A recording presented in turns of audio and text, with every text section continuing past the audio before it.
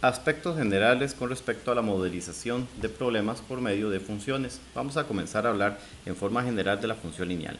La función lineal sabemos que tiene la forma f de x igual a mx más b, donde m es la pendiente y b es el interseco. Pero la pendiente también se le puede llamar razón de cambio. ¿Por qué razón de cambio? Porque la función está cambiando de acuerdo a este valor. Si el valor de la pendiente fuera 5, quiere decir que la función cambia de 5 en 5. Por citarles un ejemplo. Veamos en este caso esta función. Si tenemos f de 1, o sea, cuánto vale la función cuando la x vale 1. Entonces 2 por 1 más 3. Esto nos da 5. ¿Cuánto es la función en 2? Eso es 2 por 2 más 3. Eso da 7. ¿Cuánto es la función en 3? 2 por 3 más 3. Eso nos da 9. Noten que la función va cambiando de 2 en 2, de 5 a 7, de 7 a 9. Si tuviéramos que decir cuánto es la función en 4, fácil, 2 más, 11. ¿Cuánto es la función en 5? 2 más, o sea, 13. ¿Por qué? Porque la función va cambiando de 2 en 2. Eso es lo que nos indica la pendiente. El valor 3 es simplemente el valor inicial de nuestra función. De ahí es que nosotros entonces entendemos que m también se le conoce como una razón de cambio. Cuando hablamos de una función, generalmente vamos a encontrar 4 cantidades, 2 son constantes y 2 son variables. Por ejemplo, veamos esta función de salario. Tenemos que el salario con respecto a las horas, o sea, el salario cambia de acuerdo a la cantidad de horas que se trabajan, viene dada por esta función lineal, 2000h más 30.000. ¿Cuáles son las dos cantidades constantes? 2000 y 30.000. 2000 es la pendiente. Lo que indica este 2000 es que el salario va cambiando de 2000 en 2000 por cada hora que trabaja. O sea, que si no trabaja no recibe pago, solamente recibe los 30.000 de acuerdo, esta es la cantidad inicial. Si trabaja una hora va a recibir 2.000 colones más los 30.000. Si trabaja 2 horas, 2.000 colones más los 30.000 y así sucesivamente. Entonces 2.000 es la razón de cambio, la pendiente, y 30.000 es la cantidad inicial. Y dos cantidades que son variables. ¿Cuáles son? El salario y la cantidad de horas trabajadas. Puede ser que no trabaje ninguna hora, que trabaje 1, 2, 3, 4 y de acuerdo a la cantidad de horas que trabaje, así entonces va a ir cambiando nuestro salario. O sea, son las dos cantidades variables, donde el salario depende de las horas trabajadas. Por eso es muy importante que cuando leamos una función lineal tengamos claros que hay 4 cantidades involucradas y tenemos que identificarlas a la hora de leer el problema. Entonces, en este caso las constantes son el 2000 y el 30 y las variables son el salario y las horas. El salario es el total, S es el salario total y H es la unidad, o sea, las horas trabajadas. Siempre una función, esta cantidad va a ser las unidades de nuestra función y esta es la que nos indica de qué trata la función. Vamos a leer un pequeño problema para que ustedes puedan ver un ejemplo. Veamos. Invertimos el orden de las preguntas para que fuera más sencillo. Dice, la temperatura con respecto al nivel del mar en cierta zona del mundo está relacionada linealmente. Esta palabra linealmente es fundamental porque les está diciendo desde el principio que es una función lineal. Donde a mayor altura disminuye la temperatura. Vean que dice disminuye la temperatura en 0.0042 grados Celsius por metro de altura. Aquí les están diciendo desde el principio que la pendiente es de 0.0042, pero negativo. ¿Por qué negativo? Porque dice que está disminuyendo. O sea que nuestra razón de cambio es negativa. Por metro de altura, o sea, está cambiando con respecto a la altura. Si la temperatura a nivel del mar es de 30 grados, o sea que el valor inicial de la temperatura es de 30 grados, o sea estamos en el nivel del mar y exactamente en el nivel del mar nuestra temperatura es de 30 grados. Conforme va aumentando la altura es que va disminuyendo la temperatura. Entonces el valor inicial en este caso son los 30 grados de temperatura. Entonces la función para este sería temperatura con respecto a la altura, ¿ve? Temperatura con respecto a la altura va a ser la razón de cambio, que es 0.0042 por metro de altura, más la cantidad inicial que era de 30. Ya tenemos nuestra función de temperatura con respecto a la altura. No tuvimos que hacer grandes cálculos, simplemente acomodar adecuadamente los valores que ya se nos indicaron. Ahora nos preguntan cuál es la temperatura a 2 kilómetros de altura. Ya queda sencillo, la temperatura a 2 kilómetros. Nada más que hay que tener cuidado, que la función es en metros.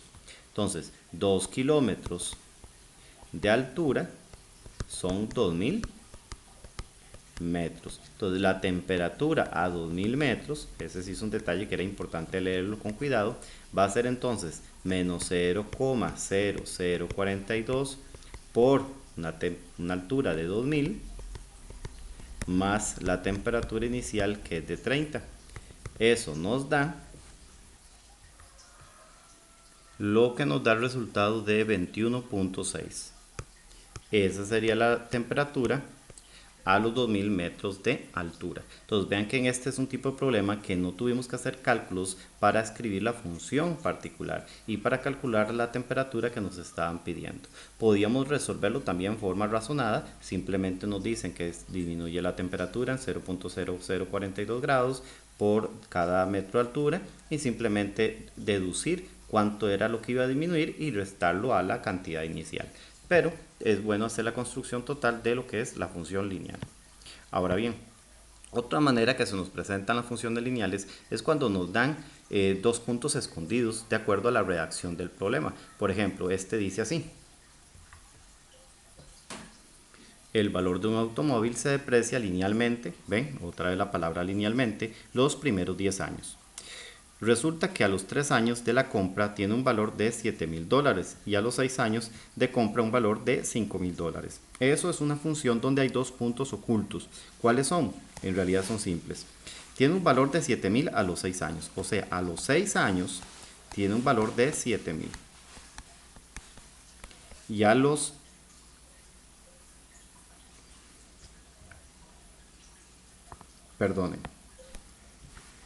a los 3 años de compra tiene un valor de 7,000. A los 3 tiene un valor de 7,000. Y a los 6 años de compra un valor de 5,000. O sea, a los 6 años un valor de $5,000. Entonces, aquí hay dos puntos ocultos. Simplemente era deducir, hacer los pares ordenados. 3 años 7,000, 6 años 5,000. Y se resuelve el problema. Que seguiría de la siguiente forma.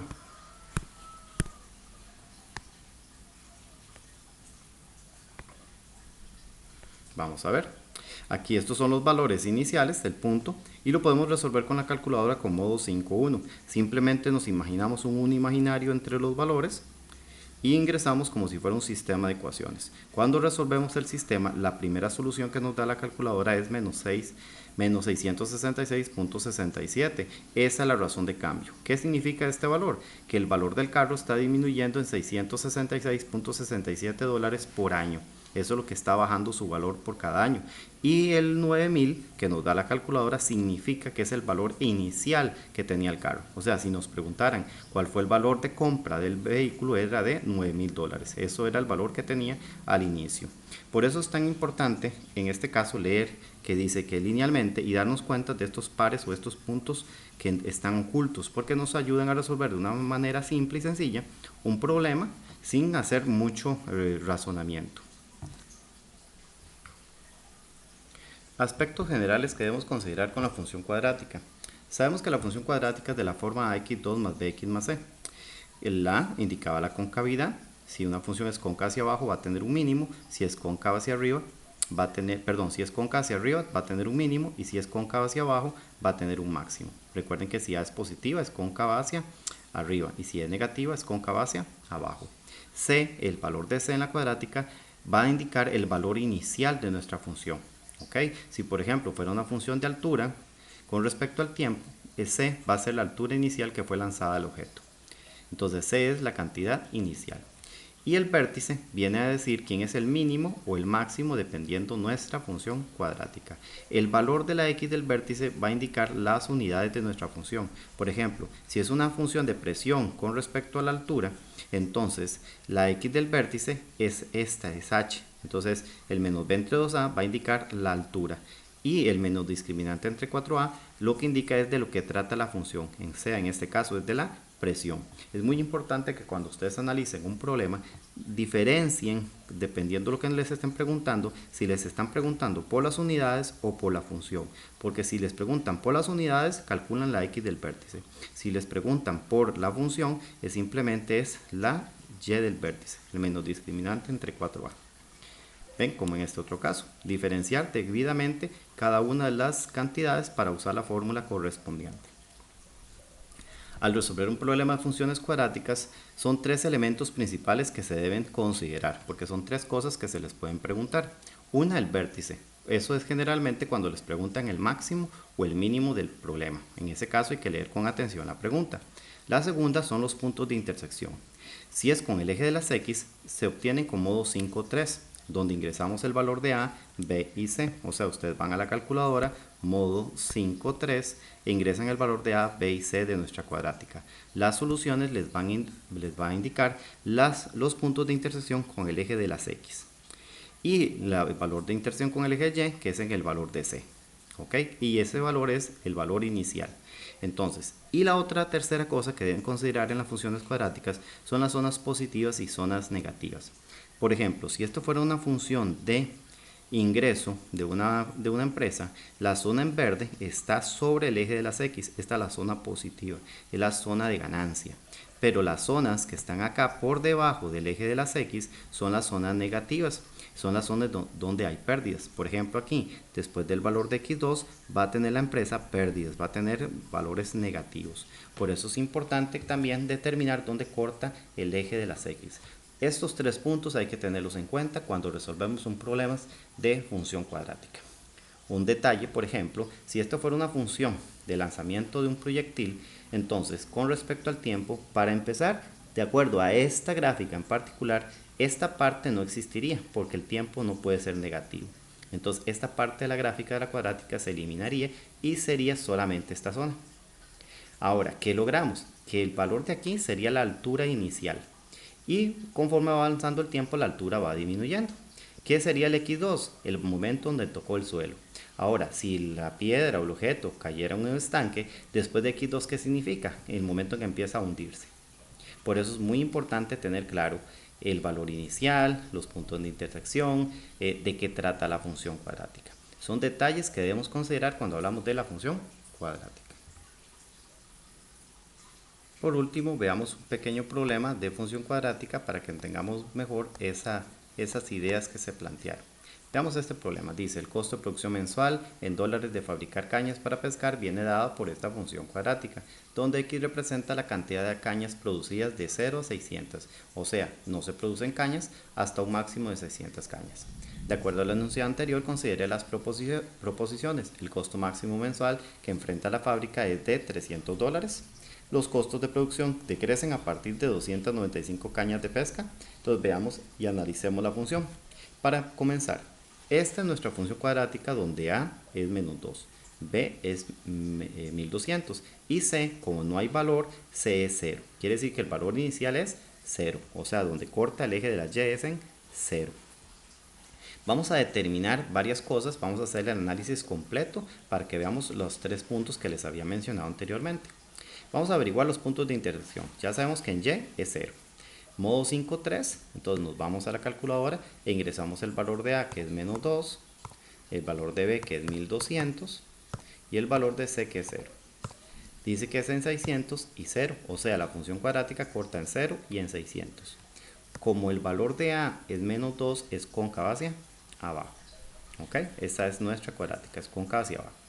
Ahora bien, cortan 0 y 600. Incluso por lógica, ya podríamos decir que la X del vértice es 300. ¿Por qué? Porque ese valor siempre va a estar exactamente entre los valores donde corta el eje de las X.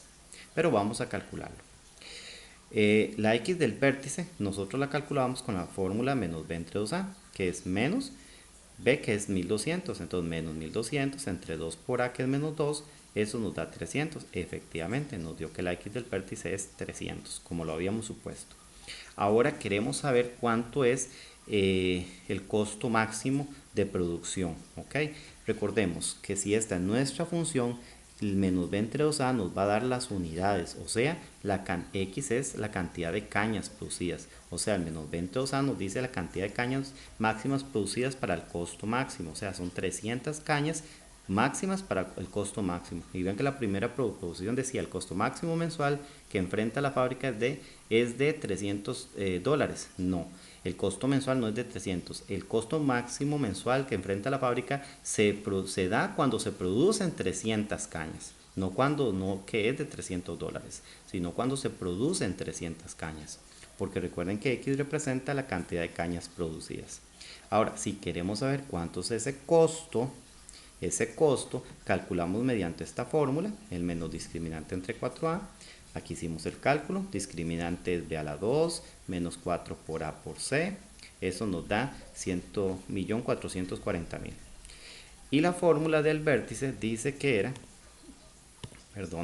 dice que la fórmula del vértice es menos discriminante entre 4a, o sea, menos el discriminante entre 4 por a, que es menos 2. Eso simplificado nos da 180.000. O sea que si se producen 300 cañas, el máximo costo es de 180.000. Entonces ya hicimos el análisis completo. No era necesario para responderlo, pero es para que vean todos los puntos.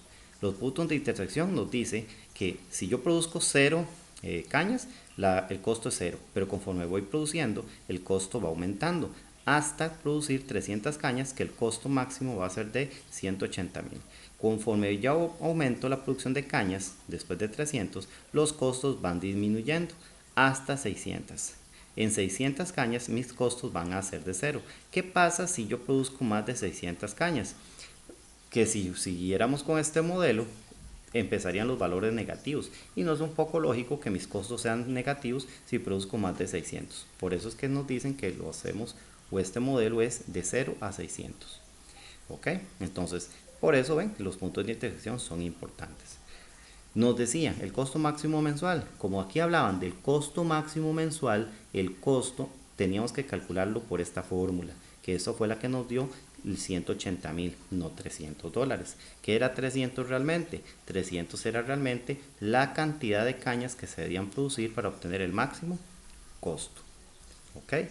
Entonces, muy importante esos aspectos. Los puntos de intersección, la concavidad, la X del vértice, que son las unidades, y la Y del vértice, que es de lo que trata la función.